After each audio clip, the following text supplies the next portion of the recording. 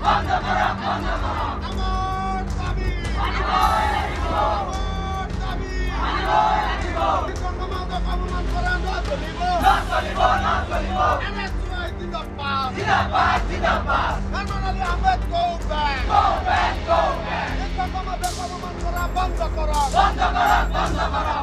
আজি আমাৰ মন্দিয়া আঞ্চলিক মহাবিদ্যালয়ৰ ছাত্ৰ ছাত্ৰীৰ লগতে আমাৰ বিভিন্ন NSYৰ কৰ্মীসকলে আমি এই কি কয় বিষয়ত আমি প্ৰতিবাদ সাব্যস্ত কৰিছোঁ। কাৰণ আমাৰ সমষ্টিৰ যিজন বিধায়ক, এই বিধায়ক ডাঙৰীয়াই গোটেই শিক্ষক সমাজক অপমান কৰিছে, গোটেই শিক্ষকসকলক অপমান কৰিছে।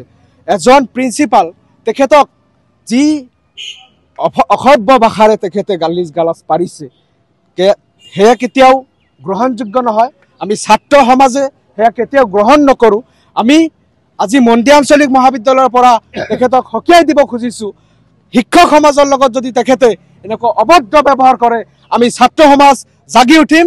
আৰু আজি আপোনালোকক সাংবাদিক সমাজৰ জৰিয়তে মই শ্ৰদ্ধাৰ বাঘবৰ সমষ্টি তথা মন্দিয়া সমষ্টিৰ যিসমূহ বিদ্যালয় আছে, এই বিদ্যালয়সমূহৰ ছাত্ৰ ছাত্ৰীসকলক আহ্বান জনাইছোঁ, ছাত্ৰ সমাজে উলিয়াই আহিব লাগিব, তেখেতৰ বিৰুদ্ধে প্ৰতিবাদ সাব্যস্ত কৰিব লাগিব। কাৰণ গোটেই শিক্ষক সমাজক তেখেতে অপমান কৰিছে।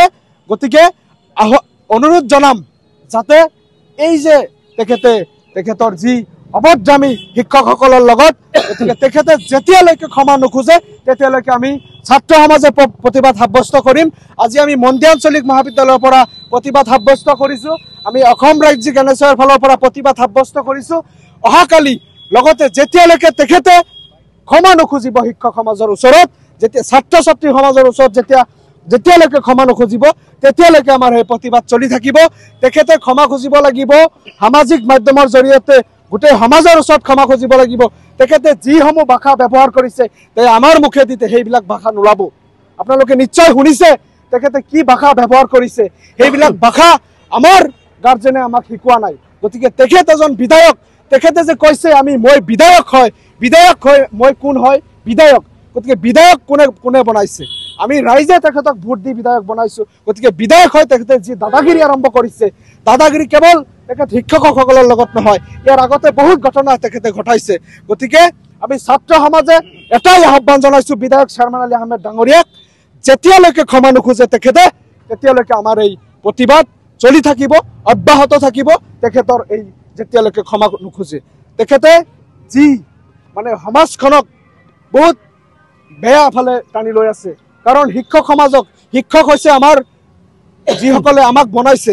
আমি আজি ষ্টুডেণ্ট, আমাক কোনে লিখা পঢ়া কৰাইছে? শিক্ষকক যদি কোনোবাই আমি অপমান কৰোঁ তেন্তে তেখেত মানুহ হ'ব নোৱাৰে। গতিকে শিক্ষকক যিয়ে অপমান কৰিছে তেখেত মানুহৰ ভাগত নপৰে।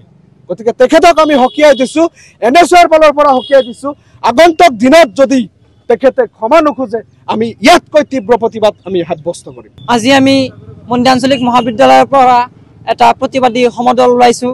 কাৰণ আমি দেখা পাইছোঁ যে আমাৰ বাঘবৰ সমষ্টিৰ সন্মানীয় বিধায়ক শ্বাৰমান আলী আহমেদ যি শিক্ষক সমাজক যি অভদ্ৰতাৰ যি অশ্লীল ভাষা কৈ গালি গালাজ পাৰিছে, তাৰ বাবে আমি আজি বাঘবৰ সমষ্টিৰ বাসিন্দা হৈ খুবেই নিৰ্লজ্জ অনুভৱ কৰিছোঁ। কাৰণ তেওঁ এজন বিধায়ক, তেখেত এজন বিধায়ক হয়।